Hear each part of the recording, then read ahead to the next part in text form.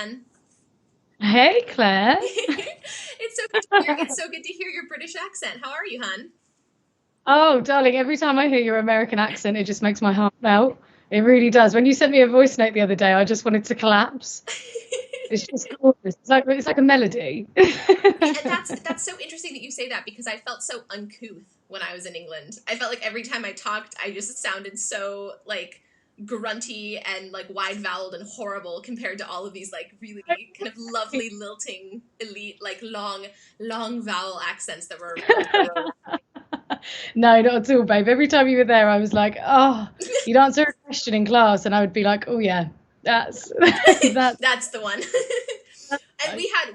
we had lots of accents in our MA We group, which we should. we were very diverse and from all walks of life. I think that was one of the best things about that course. I think Absolutely. Yeah. it wasn't it. It was learning from everybody. It was lovely, and different cultures and ethnicities, Yeah. and it was gorgeous. Yeah, there was something, it felt very international. We were at an international school. Absolutely. It felt wonderfully global, our program. Yeah. So, hello, lovely listeners. Thank you so much for joining us today. My name is Claire Martin, and I'm the Assistant Artistic Director of Sweet Tea Shakespeare. And I'm super honored and excited to be here with one of my friends from graduate school, Leanne Bentley. So Leanne and I met in, oh my gosh, are you ready for this, Leanne? We met in the summer of 2018, Oh which feels like God. a million years ago now. But I know. that's partly because 2020 has lasted like 10 years. So Mhm. there feels like there's a lot of space. But we did our master's in theater directing together at the Royal Holloway. And Leanne, as you probably heard from her opening words, is English, and she is coming to us live from England right now. And one of the things we're going to be talking about today is UK versus US theater when it comes to Shakespeare and performance practice, and especially what is happening in the midst of COVID and how the pandemic is affecting our cultures in similar ways and also different ways. So Leanne is a theater director, as I am, but she is also a singer, which I'm very excited to chat with her about. And she is a lecturer, which is the English word for teacher. She teaches theater and theater pedagogy to students of kind of many different ages, and one of her main duties in her school is to direct the theater productions. So she has been immersed in bringing theater to alive for sort of students and young actors for many years now. She's incredibly accomplished. But she has a really unique perspective on the craft because she teaches it to young people. And so, of course, her job, as so many jobs, is in a really strange and unorthodox place right now because it suddenly shifted online in 2020, which is possibly the worst platform for teaching theater. So we're going to chat about that as well. But Leanne, first of all, just like thank you so much for joining us today. No, thank you for having me. I'm so honoured that you asked. It was so lovely of you. I thought, what, let loud me? No. So no, thank you. I feel very, very flattered by your words as well. Oh, Thank you. That was I mean, gorge. you're welcome. You were the one who did everything. I'm just saying it out loud. So the first thing I think we should chat about is just how we met because it was. I mean, we're on the far edge of the good fortune bell curve that we even ever met. I went to England to do my MA, and Leanne was in the program, and we met on the first day. She was dressed more fashionably than any of us, and she had like Princess Jasmine hair and was very intimidating. And kind of the rest is history. So how did you find your way to that program, and why did you pick that program? Oh my gosh, it was such a fluke. It was so tricky. I knew I wanted to, I'd sort of had this epiphany moment that I was like, I'm a theatre director. That is what I am. And I need to go and learn the craft a little bit more solidly. And what I need to do is I need to learn it from somebody that I think is amazing. And if I'm going to spend this money, I need to go and spend it well. So I Googled places that did Masters in Theatre Directing, and Katie Mitchell popped up, and I just went, hell yeah, that's where I'm going. So, and I think we both did that. Yeah. Didn't we? Yeah. So it was, and then, yeah, there was some pure fatal coincidence stuff in the same course, which was lovely. And I remember you so well from the first day. I do. I remember you so well. I remember hearing your accent, and I was like, oh, an American. Yeah, she came a long way. She came a long way. And then I remember you saying to me, oh, I thought you were one of the actors. You were too pretty. I was like, I'm convinced that you're a professional actor who's rolled in. She had, and you have to understand, listeners, she had like giant bug-eye Marilyn Monroe sunglasses on. So I just thought that I was in the room with, someone from the Globe, and it just turned out to be someone else on my course. You got fabulous. Oh my gosh, that was the summer that England was having a heat wave. So my hair was just a frizzy disaster, and I was sweating through my clothing. Do you remember that day we were stuck in the room with poor Joe and Mika? Yeah. And we were stuck in that room, and we couldn't get the windows open, and it was just hideous. And these poor lads had to keep working as hard as they could with us. Bless them. I mean, they were true actors. They sallied forth. They pushed through and delivered beautiful performances for us, even though it was 98 degrees in the room. Or what is that? I don't know what that is in Celsius. It was very hot. It's hot. So Katie Mitchell is someone we've mentioned on this show before. I did an interview with Chris Harris, one of my friends and colleagues from Wales. He's a dramaturg. And he had mentioned that we met in the rehearsal room for one of Katie's operas at the Dutch National. But maybe this would be a good time to just slip in a little bit of context, because dropping the name Katie Mitchell in America does not have the same effect necessarily that it does in the UK. Even in theater circles. So Katie we call her Katie, at her request. Katie is a director.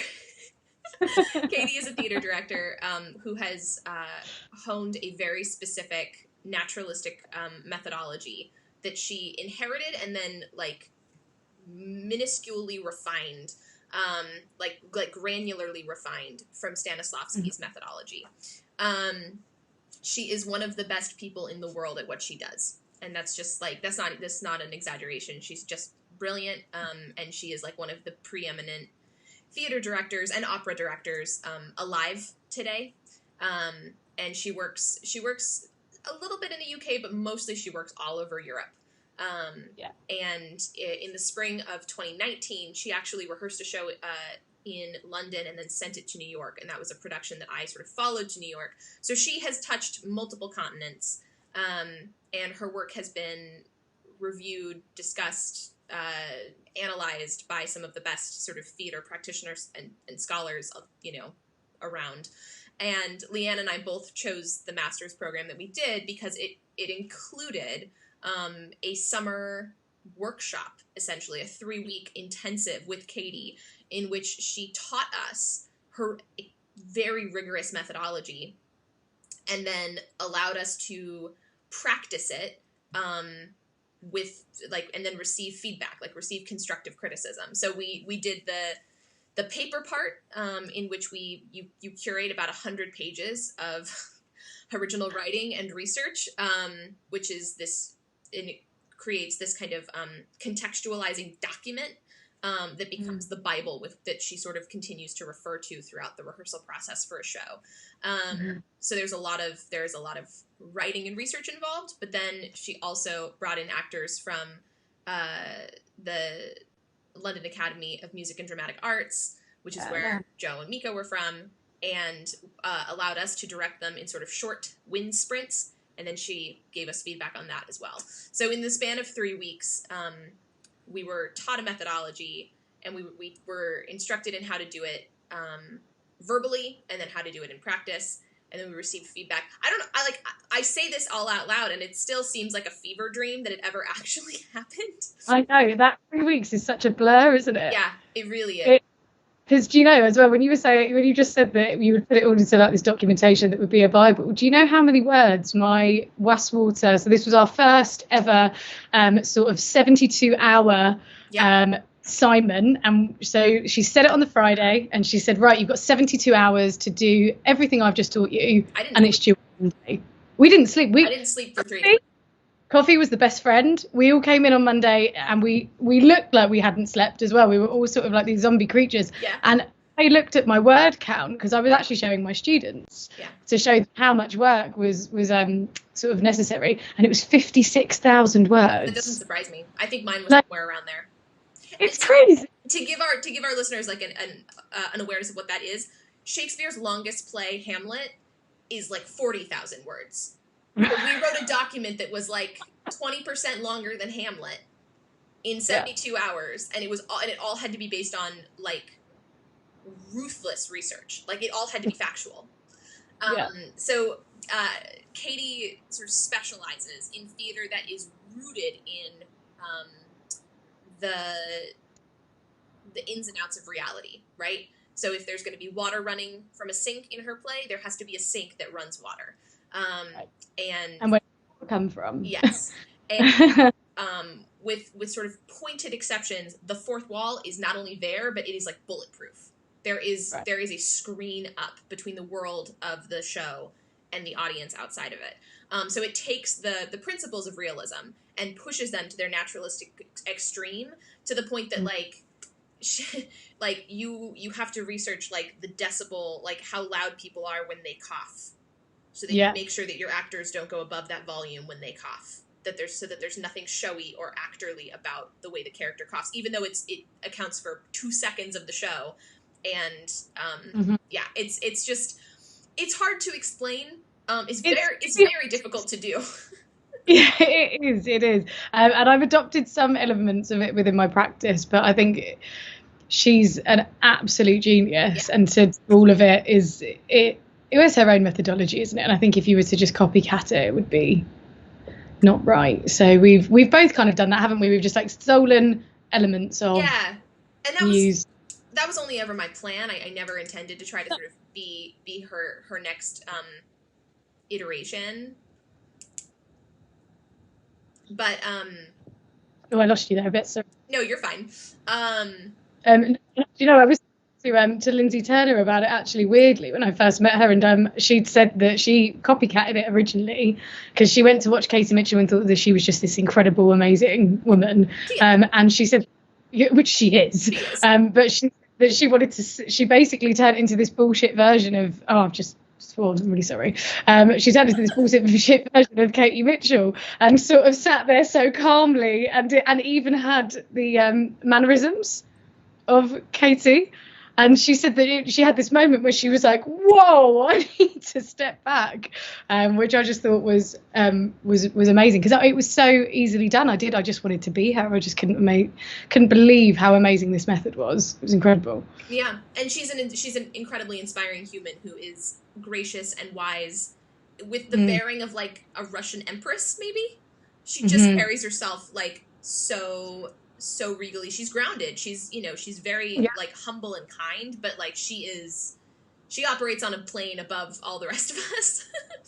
And that's the thing about her methodology, right? Is it's difficult for the rest of us to emulate it because it is so rigorous and requires so much time and effort. But it comes to her as naturally as breathing. That's not to say it's not a lot of work, but she would be doing it whether the methodology existed or not, because she loves research. And for any of our listeners who are listening to our Enneagram series, I'm like 100% convinced that she's a 5. And if you dispute that, like, feel free to email me, and we can chat about it further. So that was how we met. We met doing that extraordinary program that also then entailed us getting to sit in on Katie's rehearsals and observe her, which of course is how I met Chris. I went to Amsterdam to observe her rehearsals, and he was there. And so I think I have like a lot of my English ecosystem, UK ecosystem to thank because of Katie. She introduced me to people that I would never otherwise have met, and I'm very grateful for that. And now, Leanne, I would love for you to talk to us about your job and what you do. My job at the moment is stressful. No, ordinarily, I and my job is wonderful. So I'm a lecturer of performing arts, but I specialise in acting, singing, and voice. So I teach a variety of ages. They come in all shapes and sizes, which is wonderful, and I love it. So I teach from the age of 16, which is sort of after high school. For me, not for you guys. It's totally different. So they come to me after high school when they're doing like their A levels, which for you guys, I suppose, would be the last bit of your high school, the sort of last years of your high school. And then they can stay with me if they want to, or with us at my college, to do their BA, so to do their bachelor's. So for you guys, that would be college. Yep. So I teach from at the age of 16 to, I think my oldest student has been 28, 29. So really, really wide range. Yeah. And it's awesome. I love my job. I love going to work every day. I don't think I would have it. I mean, don't get me wrong. So there are some days that I just want to throw the towel in and I'm like, why am I doing this? What benefit is this for the money that I'm getting? But actually the money goes completely out the window and you just realise that you're doing it for the pure love of what you do. And I don't think I'll ever not be involved in education in some form, because it's just gorgeous. And seeing the progression in students over those many years is just so rewarding and so heartwarming, and you just can't put it down how good it feels, because I sometimes I see them from 16 to 21, and that's such a big age gap. Yeah, like, that's so formative. Right? Like how much do you change in that time frame in your life? And I see them really grow from a 16-year-old adolescent to this accomplished young actor who is ready for the industry, and it's just so gorgeous to see. So I'm really lucky. I'm really very lucky, and I put on about 15 shows a year, which makes me want to pull my hair out. When I first met Leanne and she told me what she did, I was like, oh, that's so cool. You get to teach, acting and theater to students and you get to direct for them. And she was like, yeah, I do like 15 things a year, like 15 productions. And I remember we were at the pub that was next door to where we took classes. And I think all three of us that were like listening to her, like set down our drinks. We were like, what? Because, and I've seen Leanne in action. She was kind enough to have me out to her school a couple of times and I got to see her work with her students firsthand. And like, you are Wonder Woman, like truly for them and also just in general, but like she really does like fill their lives with theater, and she stacks every single year they're in school with opportunities to perform, and that's just amazing. That's where you get that growth. That parabola can't happen if they're not sort of actively working. And I think as well, for where we are, as in like where we're situated in Surrey, the students that we get sometimes will come from underprivileged backgrounds or will come from schools that haven't necessarily given them the best education. We very rarely will get a private school student. That it just isn't our sort of our domain. It's just not who we have. Yep. But that's what I love the most, is because we get these diamonds in the rough. Mm-hmm. And I just think that is gorgeous, because we get a lot of raw talent that has not been trained. Yeah. Maybe they don't know what a script is. I remember this one boy came to me, and he his name's Adam, and I know that he won't mind me mentioning him. He'll quite enjoy this. And he came to me at his level 2, which is like a GCSE retake, because he'd never done performance before. And I said, have you got a monologue prepared? And he said, what's a monologue? And I was like, oh, what? Yeah. How are you? But there was something about him, and I just liked him. And I thought, no, I'm gonna take you on. And he has gone on and just got into Oxford. I know. So it's just incredible, and you just see these kids. You just see them grow and coming to me and not knowing what a monologue was. And so many places would shun that person and would laugh them out the door. Right. But we're just not about that. We don't do that. I'm not down for that. I want people who don't know what things are, because, just because you haven't been to Stagecoach since you were 3 doesn't mean that you can't act or be an artist. Yeah. Yeah. So. One of the reasons I wanted to have you on the show is particularly to speak to the kinds of students that your school tends to attract, and just like what the situation is like, because I think there's a misconception in America often. I definitely had this misconception before I went and studied there. That the class system that is so entrenched in your country is a part of everyone's way of thinking. I think I just assumed that like that elitism and classism was going to be a part of everyone's personality and perspective on life. And you know, in theater we tend to be more progressive anyway, just as a body of people, really. But it was so lovely to meet you and hear you talk about your students and hear the verve and enthusiasm with which you talked about their ability to grow and develop, and the fact that you really appreciate that your school draws in students who maybe haven't had the privilege of paid training or like private education.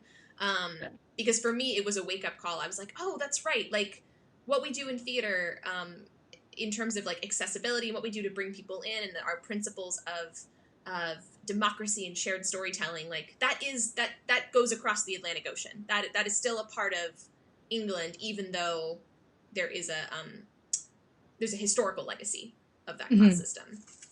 Yeah, no, you're absolutely right. I think you're absolutely right to think that as well, because I think it is ingrained and it is still there. But like you say, there are so many Brits or English people that they kind of throw that rule book out the window, and we just sort of. And actually in theatre at the moment, there is a real push for the working class to come forward and not to have these sort of amazing, and not that they are not incredible and that they deserve the jobs that they get. These sort of RADA and Lambda students who are churned out every single year, who are incredible, but actually the working class are just as incredible and they are just as able. They just don't have that amazing name on their CV. Yeah. And that's sort of going now, and it's really lovely to see. You know, we had the National Youth Theatre come in not so long ago into my college. So they were doing this thing where they said, oh, we'll come to you now. So I thought, yes, that's it, because a lot of my students can't afford the fees. They can't afford to go. They can't afford the train. So let alone a £50 audition fee to audition for the National Youth Theatre. So they came in and they were doing it at reduced rate. So I said to my students who pay an enrichment fee to join up with us, they pay like £70 or something, where we will take that and then put it back into them, take them to see shows, get them in workshops, etc. So I said to them, whoever signs up, we'll pay half your audition fee. So they ended up only paying £19. I mean, don't get me wrong, it was all their money, but it didn't necessarily feel like it because it had sort of been spread out. So we paid half, or they paid half, but through their enrichment. And they came in and so ordinarily, a lot of our students have been to all these auditions. We have never had a student get in, ever. We've had alumni get in, but never a student. This year, 6 of our kids got in. 6! That's awesome. It was amazing. And I thought, oh my gosh, this is because they would never go ordinarily. And I had this one girl, Chloe, came in and she was like, oh my God, I got in. And I was like, yes, you so deserve it. You are so fierce and you so deserve this opportunity. So it's about really opening those doors for those young people and for those young actors, and sort of going, no, there are ways. You don't have to be a part of the elite to be in this world. Right. So yeah, it's a very rewarding part of the job, I have to say. That's awesome.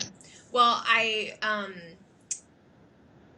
think what you mentioned earlier is closed doors versus open doors, and the disparity not being in talent, but the disparity being in opportunity, and how privilege and your socioeconomic background enables or shuts the valve of opportunity. And education can be it can open doors that would be closed otherwise. And so what's always been inspiring for me about listening to you talk about your work is that it seems like you're not only trying to equip your students to thrive in an educational atmosphere, right? And to learn as much as they can and to grow and develop their skill set and their sense of self, which is what kind of the 16 to 21 age range is about pedagogically. But also you're trying to empower them to feel like they deserve to go out into the industry and they deserve to be, the peers of those coming from perhaps more prestigious schools. And I think that's just it's just tremendous and wonderful. So I would love for you to chat a little bit about the kinds of shows that you direct and how those shows change based on the age range. And then I think eventually we'll circle to the production that we collaborated on. Yeah. So it's weird. I've done a bit of everything really. Everything from musical theatre to sort of absurdism. I've sort of encountered along the way. Um, I've done obviously I've done a bit of Shakespeare. I love Shakespeare. It was something that I discovered that I loved at a later age, and I think that that's better, that you get this new profound sort of understanding of the beauty of it, but when you're a a bit more mature and able to sort of take in those lessons. Because I think in the UK, Oh this my is God. really interesting. Yeah. Don't get me wrong, we are awesome at putting it on. What we are not good at is educating teenagers on it. No. They come to me now and they're like, I hate Shakespeare. I never want to do Shakespeare. And I'm like, is that because you learnt a really shit version of it in your English GCSE? And that is generally what happens.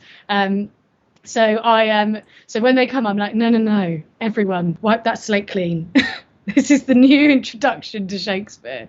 Yeah.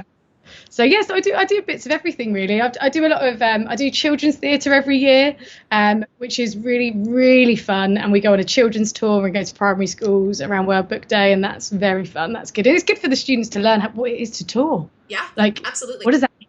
How much does it cost? How much do you get paid? I mean, obviously we don't pay them, but we do it as if they were, and get them to work it out, and they have a job role each and whatever. So we do a lot. My most recent piece was actually a children's theatre piece, and we did a version of sort of a children's cartoon here in England and put that on, and the kids went mad. It was brilliant. Well, when I was there, you did James and the Giant Peach. Yeah, Yeah. I did last year. Yeah, so I did James and the Giant Peach, and then that was the year that I did People, Places and Things alongside Macca's. And that was when we worked together. Yes, it was. And it was awesome. I felt like it was the perfect opportunity to bring my new friend Claire into a room with my. Nice of you. I loved it. I was just all over it as soon as, and I remember making that link as soon as you said, "Oh, I'm a dramaturg, and I specialise in blah blah blah." I was like, keeping you in mind. Yeah. Well, the first thing I did was I went and did a drama job with some of your students, because American dramaturgy is so different than English dramaturgy, and what is expected of dramaturgs in the UK is entirely different from what it is in America. And I was so discouraged by the fact that, like, there were so many students that I was hearing you talk about. They were like, "Oh, I can't be a dramaturg because I don't like research enough, or like I don't write journal articles." And I was like, what? So I know. that was the first thing. That was like my first engagement with your students. Was I came in and I was like, "Can I just do a mini lecture on American dramaturgy?" And it was part of their criteria, actually, funnily enough, because I remember Gav, the guy I was with, saying, "Oh my God, this part of their criteria. Yes, please get her in, because I have no idea what I'm talking about, because we just don't get taught it really." And it's this evil person that comes in at the end of a process and says, that's rubbish, get rid of that, do this, do that, do that. Yeah. So no wonder people hate dramaturgs in the UK, because there was this weird antipathy towards them when I was in the UK, and I was like, why? Like, in America, they're so kind of high status in the room, and dramaturgs are beloved because dramaturgs, they champion the integrity of the story, but they also are there to, like, keep an eye out for representation in the room, and like the equality and equity of, like, the cast and the way that the show is, like, run, and making sure actors' voices are heard and that designers feel empowered. Like, their role is so multidimensional and like supportive of the production. Like, without a dramaturg, productions could either collapse like a souffle, like, structurally, or productions could become, contentious and frustrated because, like, a director is not being reined in, and so there's like autocratic rule happening, or actors can feel like they're being put in extremely vulnerable situations and they don't have the voice of consent, or, like, they don't have the ability to speak up for themselves. And dramaturgs, like, are these just incredible problem solvers who are there to like even the playing field and spotlight like what social issues and what sort of political mores are we going to interrogate with this production? How are we going to make sure that this piece of art moves the world forward and isn't just being made for the sake of being made? Like, and the fact that all of that was lost, and instead I came to the UK and found out that dramaturgs, like, you typically, not always, typically are like this weird theater critic that like Right. like swans in during tech week Last and like moment. watches the production and just goes to the director, is like, here's all the things I didn't like and all the things I didn't understand, and then like saunters out. That's what they do. And I know. when they're not doing that, they're like writing journal article, like very like esoteric, like erudite journal articles about theater, and I was so discouraged by that. And so I wanted to give your students the opportunity to like, I don't know, just hear about what dramaturgy could be and how it can be beautiful and beneficial. And I remember my students coming out and they were like, oh, why isn't it like that in the UK? And I was like, I don't know. I can't, I have no idea why we do it this way that we do. We need to change it, because I think that, especially with the social issues that are happening at the moment, it's so important to have somebody in the room that is championing that and has the actors' rights at their everybody's rights at their sort of best interest, and they are the person that sees the subconscious sexism, racism, whatever that is within the room. They see all of that and they nip it in the bud, and I just think we need that. We absolutely do, because I think a lot of things can go over a director's head because they're so busy and in what they're doing, and can really affect an actor without you even noticing in the room, and it can cause this like awful toxic sort of feeling. So yeah, I vote we bring it to the UK. Honestly, well, and I should say too that the American dramaturgy we have received in large part from the European model. So when I say the UK, I very much mean the UK. It's different in Europe. We inherited dramaturgy more from the German idea of it, which is not quite as perhaps it doesn't have the socio-political urgency that perhaps it does in America, but it certainly has the breadth. The role has the breadth and depth that it does in America, where like the dramaturg is in the room a lot. Like the dramaturg is constantly a part of the process and feels like an organic part of the discussion. And yeah, I totally agree with you. Like in the world we live in today, like it's so important to have that figure. I do wonder, like my ongoing theory is that, and this is in part because I watched Katie in her rehearsal rooms. The director is like king in England. The director is like the person, and I think that relates entirely to, again, your historical inheritance of class system and class structure. The person at the top is at the top. The person at the top has all the control and authority, and everyone just kind of like pyramids out below them. Whereas in America, it tends to be, I mean, there are some, don't get me wrong, there are some autocratic and like toxic directors in America. You can find that anywhere, but what tends to happen is tree, isn't it? Like from what you've been saying to me, it's more like a family tree of like these 4 or 5 people, and then it goes into like a square. Yeah. Ours is a triangle and yours is a square. Ours is a square. And I think that's so much better, because you have all of these people at the top that you're not just answering to one person. Nope. And it takes that pressure off that one person as well. Truly. I don't work like that anymore. I used to think that was it, and that you would just, I was this little person this person at the top that had all of this responsibility, and all of these eyes looking at me constantly, and I would have to have the answer for everything. And actually, just before I started working with Katie, I started to be more collaborative, and I didn't want that, and I wanted to have these other people that I would ask, and all of a sudden my rehearsal processes just started to be a collaborative thing. Chuck any idea in and we'll do whatever you want, but at the end of the day, there has to be one person that says yes or no.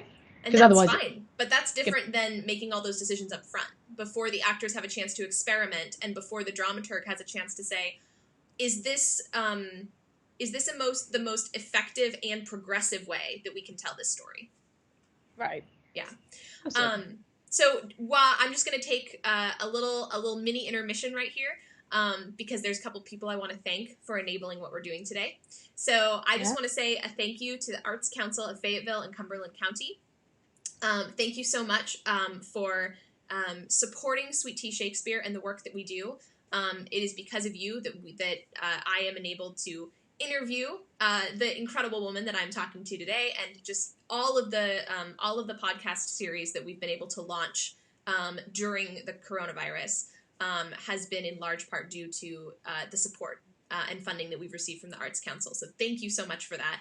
And then I personally just want to thank the artistic team and the staff at Sweet Tea Shakespeare, especially Jeremy, the artistic director, and Ashanti Bennett, our general manager, for empowering me to do these kinds of things, and just for continuing to root me in your company, even though I am all the way across the country, and for making me feel like, a part of the ecosystem, even though I can't physically be there yet. Thank you so much. And now, Leanne, I think we should talk about Mackers.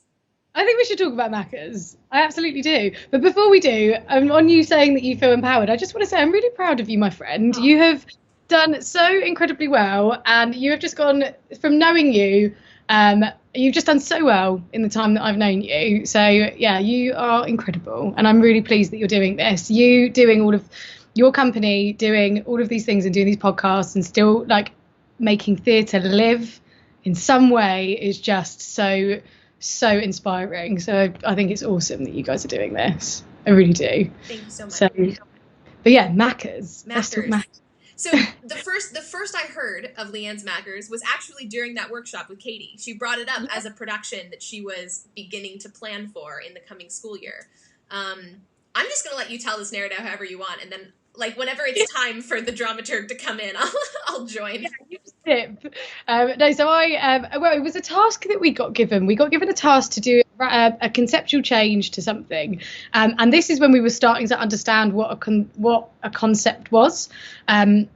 Because I think me and you had the same understanding of what a conceptual change was that we just change the setting, change the environment, change the year, the time, etc. But actually Katie's version is to radically conceptual change, and you just turn the world on its head. So for example, when she directed, well, it wasn't Hamlet, it was Ophelia, she wanted to do it just from Ophelia's point of view, and we saw the whole story just from that. So that was her like radical sort of conceptual. I call it a radical conceptual change, but she just calls it a conceptual change, I suppose, doesn't she? Yeah. So she, for Katie, she calls it she says the capital C concept. So she says that any director can have a lower case C concept, which is where they change the year or the dress, but the show is the same, mostly the same. Mm-hmm. Her idea of a capital C concept is actually the point of the piece of art changes. The reason for the piece of art has to change. So with Ophelia, for instance, she was asked to direct Hamlet, and she set it in Ophelia's bedroom, where there is one scene that Ophelia describes later to Polonius. Yeah. So the entire show, there was no Shakespearean text, because no scenes happen in Ophelia's bedchamber. And we saw the character playing Ophelia come in and out. She would get dressed, she would brush her teeth, she would, hang out. Laertes came in at one point, they had some dialogue. There was no Hamlet. There was no text from Hamlet, because for her, the point of the show was, look at what Hamlet's madness and his arc, look at the mental toll that it takes on Ophelia. So we saw the scene where Hamlet comes in and like grips her and looks into her eyes, and like we see dramatized what she then describes to her father. There's no text from Hamlet, which at the time when she did that production angered a lot of purist critics, which I think is really I was going to say, yeah, they were furious. They were so mad. But no, yes, we were sort of exploring that in class, weren't we? We were sort of going through what that meant, and it took us all a while to understand what that was, didn't it? We were all very like, no, but this is a conceptual change. What do you mean? Yeah. But we got it in the end. We got there in the end, like we did with the whole method. But for this, I was thinking about Macbeth, and I knew that I had a predominantly female cast, because obviously the difference with my job, as opposed to most theatre directors, is that I am given the cast and I have to match a show to who I have. Yes. I don't get to pick what I want to do and then audition out. And everyone knows the role.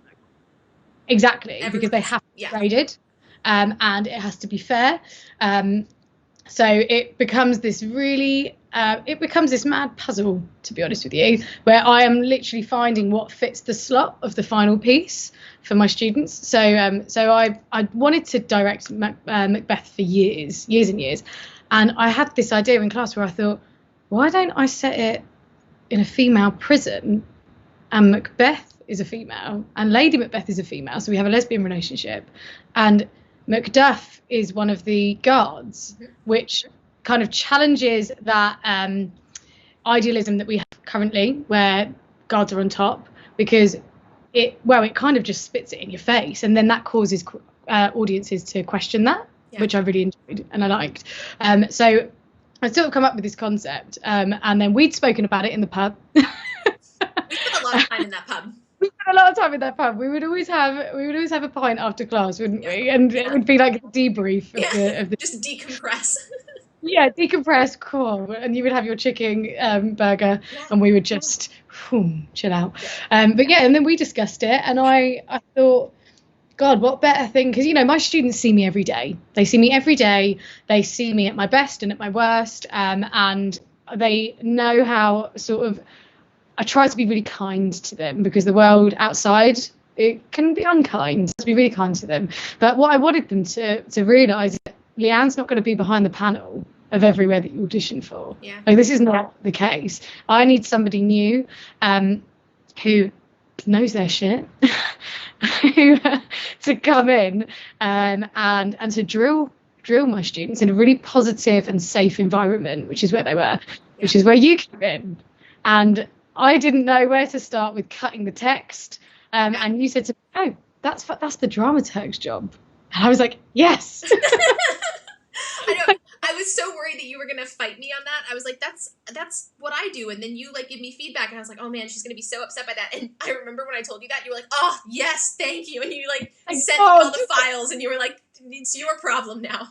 Yeah, I was like, there you go. I'll see you in a week. And I did a radical cut, because I wasn't just cutting the text. I was also trying to cut it to this very specific, production concept. Yeah. And so I did some pretty radical things to it, in order not only to give all of the actors a chance to shine, since it is pedagogical, it is for students, but also I really tried to scale back Macduff's heroism. Because in most productions, we have to root for Macduff by the end, and in this production, I didn't want it to be quite that easy or clean cut for the audience. And especially because we have a woman playing Macbeth, there's a gender dynamic that's at play as well. And we didn't want it to be that the man comes in and sweeps it and saves the day. Yeah, we wanted to avoid that. No, but we wanted this sort of fight between this inmate and the guard. And the guard. Yeah. That's what we wanted. But we didn't want this sort of heroic, the man comes in and saves the day again. Right, yeah. moment. And so I struggle. I don't know about that. You did. Thank you. Oh, you did. I struggle with Macbeth. I really don't like the play. I mean, that's not true. I like the play. I don't get it as a tragedy. I don't understand, I don't understand the tragedy. I struggle to see it as sad. To me, it's just so funny. And so I tried to keep all of the black humor, because I felt like black humor was something that inmates, especially smart female inmates, would use. I tried to go the orange is the new black route, and I was like, what would they do if they were all stuck together? And many of them were probably imprisoned because of their skin color, as opposed to the extremity of their crime. So I was like, I think they'd crack dark jokes. I think they would just be really sardonic. And so I tried to cut the script to that. And so what we got this Mackers and Lady Mac, who were just witty, really witty. And that really contrasted with the guard, who was he upheld his duty, but he wasn't very creative. He wasn't very innovative. He was I keep the peace, but he didn't go any deeper than that. Right. So it was a fun dramaturgical challenge. And I think I got it to 100 minutes, 90 minutes? Yeah, 90. Yeah. Yeah. Because I'd said I ordinarily I'd try and do Shakespeare in an hour, and Claire went, no. I'm all for that. She was like, oh my gosh, what have you just done? What have you done to me? So because I think as well, our audiences, especially sort of my younger generation, that a lot of them come and see, they bore easily. Yeah. They have instant gratification at their fingertips, and they need quick. They need, I think gone are the days where 3-hour productions are the way forward. Right. I just do. I think quick hour, bish bash bosh, and make that 3 hours incredible, rather than a 3-hour piece with average moments. Yeah. Yep. So you'd cut it and then came in to do the auditions as well. That's right. Which I loved. I sat there and I was like, yes, this is the first time that my students are going to encounter somebody who is, well, not the first time they're going to encounter somebody who is just intelligent, because they've encountered many intelligent people, but who is all of these things, who is intelligent, who is witty, who knows the play better than probably anyone that I know, and will challenge them. Absolutely will challenge them, because they have absolutely no, what's the word? Like affinity with them, because you've never met them before. And I loved that. And I said to you, be hard on them, didn't I? Yeah, you did. I said, be hard on these, because they need it. They rose to the plate. A lot of them. Yeah, and they loved it. They loved the process. They came and said, "Oh, can we do that again?" And I was like, "Well, yeah, sure." I thought you'd hate it. Okay. Yeah, I did too. When I left the school that time, I was like, that was my last time going to Leanne's school. They're never gonna want me to come back. Because what I would do is I would have them, they would do their monologue, which they selected from the piece, and then a lot of them who were auditioning for big roles, I would ask them, like interrogate them about the role, and like, why do you want to play it? What do you see in this character? And then by the time we got down to a pool of like 6 for Lady Mac and Mac, and I brought them all in at once, and then I had them do I had them do the post dagger scene with the blood on the hands 25 times, I think, in different iterations, probably about 25 times. But we were going at the speed of light. I didn't let them break in between. I had them run in and run out, and then I would just be like, you come, and then I would have different pairs. You're up. Yeah, they were sweating. You're those actors, those female actors, like hats off to them, because they worked so hard for me. They were so committed. And I think it showed, because they got better every time. Yeah, they did. Because they learned the text, so they didn't have to keep reading it. The cold reads became memorized. Yeah. Just by virtue of doing it so many times and hearing it so many times. No, it was fantastic. I loved it. I loved that process. It was so much fun. And then, unfortunately, you didn't get to see it, which is so sad. Because you were away. Broke my heart. I really wanted to. But I know you did. Oh, I know you did. But you had to go to New York, babe. You had to. that was really important. That fever. So, but what was it like to kind of evoke it on stage? Like, how was it working on the text with your students? Like, did they get into the thing? They grabbed it. They really did. They grabbed it. Awesome. And they ran with it. They loved the conceptual change. They thought that it was they loved that it was putting females at the forefront. Yeah. And I think it was literally just on the cusp of this, like, so it being talked about so openly, with putting females in the forefront, because obviously we were before that, but not at student level. Yeah. Or I was trying to have these conversations, but they were a bit like, huh? What? Because they're so conditioned. So they really struggle to get out of that. And they're sort of really coming into their conversations that they're having. And they loved it. They really, really loved it. And they and working on it was stunning. They found this really good connection with the text and with the characters, and we made, doing the Casey Mitchell method, actually, we made all of these, because it was setting like a dream. Claire had made this incredible, because Claire had sat there and said, there is no way that this will work if we are going with a reality, because there are some things that just wouldn't happen, and you cannot set it like that. And it was a very good point that I thought, no, yeah, you're absolutely right. So Macbeth goes on this trip. Mm-hmm. So we'd made all of these characters that were not in Macbeth and did not have Macbeth's names, but had their own names and their own histories, and hence why they were in the role that Macbeth had put them in their head during this dream. And they loved that. they loved having this like secret backstory line that nobody knew about. Yeah. And that was gorgeous as well, because suddenly it became not another performance of Macbeth. Yep. It became their performance of Macbeth that was Yes. very original and very new, and that was gorge. And yeah, it was very white. My floor was white. It was like very hospital. It was impressive. Yeah. Yeah. What you described to me, I was like, oof, that is like institutional. It was. Yeah. I wanted it to look like a mental institution, like you would see in the films. Yeah. That's what I wanted it to look like. Really stark. There were no funky lights. It was just very bright, very there. And yeah, it just totally worked. I think they did a gorgeous job, especially for their age. Macbeth. It's a hard one. That is generally a 50-something-year-old man. Yes. And there were these. It was played by a 19-year-old girl. And I just thought, killed it at auditions.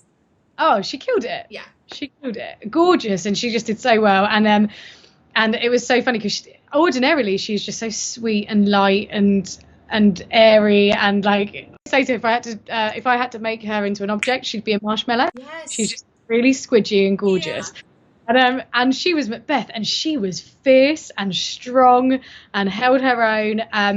And as well, it was so funny because a lot of the other students who, again, because they're conditioned, I thought would maybe struggle with a lesbian relationship on stage, which was so openly there and so not mentioned, like it was like it's normal, which it absolutely is. And actually, none of my students brought it up. They were like, "Oh, I didn't even think about that. I thought it was great. I liked it." And I was like, "Yeah, great, good. Okay, this is good. I'm glad that we're going that way, where we're just sort of accepting it, and it's wonderful, and we're celebrating it." So it was good. It was a lovely, lovely piece. It was awesome. Hard work, but it was lovely. And I'm glad that I got to work with you on something before you flew back. Oh, it was such a joy. And I like that day in auditions with your students is like one of my favorite days from England. Like I'll just never forget it. It was just marvelous. They blew me away. Oh, pleased. Good. But I agree with you about about the power of refracting sometimes through that meta-theatrical layer. So when I did the Parkland project, it was about a bunch of teenagers after a high school shooting in America coming together to remount a canceled production of R&J. So the Romeo and Juliet text was never it was never innate to the characters. It was what their characters were saying on stage. And so they were all playing high school students. And that was the character that was real. That was the character where there was truth. And then they would step into the world of R&J as a part of their healing process. Like they did the play to honor their friends. And I know that for my my cast, like they thrived in the dramaturgical creativity of getting to like create those characters and devise that work together. It was really fulfilling because I think it allowed them to set aside the baggage of Romeo and Juliet and the legacy, especially attached to some of those prime characters. It became less intimidating because they were like, but that's just what my student is doing. Who's my student? And why would my student care about Romeo and Juliet? And how would my student find their way into that character? And it changed the conversation in a really fruitful way. And then what you're saying about like putting women at the front as well, like this is where I want to interject that women-driven Shakespeare, like what you're describing, is so much more common in America than it is in the UK. Really? Like, so yes. we have a couple of companies that are known for it. And so we've got the smooth-faced gentlemen that make these amazing pieces. They really do. They're incredible. And we have a lot that goes on in the Donmar Theatre that are all-female casts. Philida Lloyd did that. She did her three Shakespeares. Yeah. Yeah. And it's becoming more done, but it's really awesome that in America they're already doing that. That's awesome. We've been doing it for a while. We've been doing it. And it's because we don't have the reverence. Right. For Shakespeare as like as a historical cultural artifact the way it is in the UK. And that was what I kept finding as I saw so much Shakespeare in England. I tried to see it in as many places as I could, and what I found was that I was so bored so much of the time because I was seeing 2.5, 3 hour productions that didn't question anything in the text, that didn't interrogate it, that didn't refract it or investigate, a side that had been sort of the darker corners perhaps. I just saw so much conventionality, and it took me a really long time to realize that that's partly because there's a protectiveness over Absolutely. the text in English that we just don't have in America. I mean, I don't think I think coming forward, the sort of 90s kids, which is my generation. Oh gosh, we're so old, Leanne. I know. I'm approaching 30, and it's really not. It's not sitting with me well. But I think the 90s kids are sort of shaking that off a little bit. Yeah, that's true. Before that, you're right. There are so many theatre directors that are petrified of offending. Yeah, changing the crown jewel that is Shakespeare.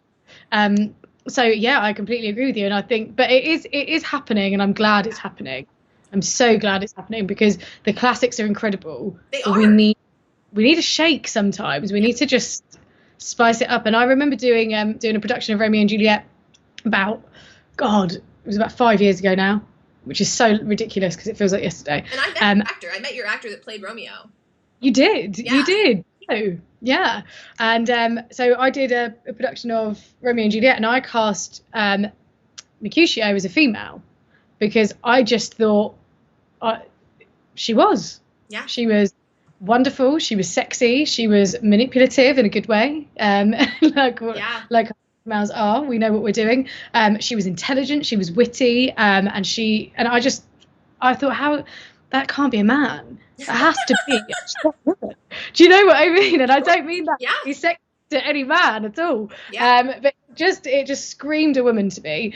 And I did that, and then I think literally, and we had somebody come and watch who said, finally, someone has cast Mercutio as a female. And I thought, oh, is that original? I just kind of did it. I didn't even really think about it. I just assumed that other people were doing that. And a year later, or 2 years later, the Royal Shakespeare Company did it. RSC. Damn. Yeah. I'm sure they came and saw your production and they were like, we got to jump on that bandwagon. We got to do that. We got to do that because it works. It so works. Having Mercutio as a female. Totally works. I went up to York during my time in England, and I went to the Rose, like the pop-up globe that they had up there, which I think has sadly closed since, but I went and saw its 2 in-rep productions. They were doing Midsummer in rep with crap. I can't remember how the shows were paired. It was in rep with crap. I think it was Richard III. I think it was Richard III and Romeo and Juliet. And then it was Midsummer and this is how little. Oh, it was Mackers. It was Midsummer and Mackers and R3 and R&J. And there was a female actor that played Mercutio, and she also played the Duke of Buckingham. And she, I think, played both as women. Like, I think they were both regendered female. And with R&J, I had just seen the RSC one, so I was like, okay, yeah, female Mercutio. I've seen it. I've been here. I've been to this block. But female Duke of Buckingham as a woman, I was like, this is fascinating because Buckingham is like so wily. Buckingham is the one with like the really like genteel, like can woo a crowd, can ingratiate with people the way Richard can't. Right? There was a whole there was a social grace that I thought when it was played by a woman, I was like, oh, that she learned this because she had to, and now she's like wielding it for her own benefit. Yeah. Like, this is a debutante who like learned how to play the game and is now gonna like use it for personal advancement. I thought it was very effective. Yeah, I think it totally works. I love that we're doing that, and I love that because I recently did a study. Well, my students actually did a study of the Me Too movement, and they were writing their dissertations on that, which I thought was such a good topic for young actors to look into. I think it was really, and it did this really lovely thing of it empowering the female students, but humbling the men. Yeah. And I thought it was gorgeous. Yeah. It just totally worked. And they found this statistic, and I think there was something like 450, and I'm going off the top of my head, Shakespeare characters, and I think 110 are women. Mm-hmm. That's insane. That is insane. And like 90% of them are either ingenues or mothers. Right. That's it. I think you have to like, I mean, don't be wrong, we need to write new pieces, and that's what however, with the classics, because they're not going away, it's never going to happen. They're never going to go away, and they will live forever. We've got to spice them up. Yeah. We've got to put some women at the forefront, and we've got, we have to do that, and we have to put them in strong characters, but where it makes sense to, not just for the statement of having it being played by a woman. Yeah, But it has to be that's integrated. right, isn't it? It has to be integrated into the show, and that takes dramaturgical work, and that's why dramaturgy needs to become a thing in England. I agree. It all circles back to dramaturgy in the end. Let's do it. I think let's just single-handedly do it, Claire. Let's do it. That sounds great. But before we sign off, I'd love to know your favorite. First of all, like, do you have a favorite Shakespeare play, and then, like, do you have like a dream Shakespeare production to direct? Oh God, yes. My favorite is cliche as it is Romeo and Juliet. I love R&J. I love it. R&J is just, it is the most beautiful, and I'm a helpless romantic. Me too. So I can't. It is the greatest love story ever told. It really is. And I love how it really it makes it important that teenagers fall in love. And I think that often we spend a lot of time going pooing it. Oh, that relationship won't last. But I think that is gorgeous, and we should celebrate that. And just this, and the class system that's in there, and the feud that is deep, and yeah, I just love it. Yeah. I just love it. Great. I won't ever not love it. And do I have? I do. I've got a few that I wanna run with at some point in my life. And Midsummer's is one. Is definitely one. King Lear. Oh, Lear, yes. Oh. I would love to see your Lear. And I would have radically changed that. I want to take the class system out of it and make it more on the ground. Make it rough and ready. If I promise to learn an English accent, can I come play Cordelia and the Fool? Oh yeah, hell yeah, and the American. The one, yeah, Lear went and had an affair with an American, and one of his daughters is randomly American. And actually, in the background, one of the daughters was shipped off to boarding school in America. Brought back. I like that. I could do that. Yeah. Okay. Let's roll with it. But yeah, 100%. But yeah, I just love Shakespeare. There's so many that I want to encounter that I don't even know that I do yet. So yeah, I'll keep doing it. I'm so sure. That's awesome. Well, Leanne, it has been such a joy having you on the show today. Thank you so much for making time to chat with me. Hey, thank you so much for asking me. I feel so honoured, and it's been gorgeous to talk to you, and as well to know your company. That's been awesome to get to know Sweet Tea Shakespeare, which I would never have wanted if it wasn't for you. So, and I will bring that now to England and into my college. And if you're ever in the mood to like ocean hop, once it becomes safe, no one should travel right now. Then come on over to Raleigh, North Carolina, and I'll introduce you to America. I would love that. I mean, we're talking about that all the time. I have to come to America, stay with you, and we'll make trouble together. All right, listeners, thank you so much for joining us. I'm gonna play us out. Thank you.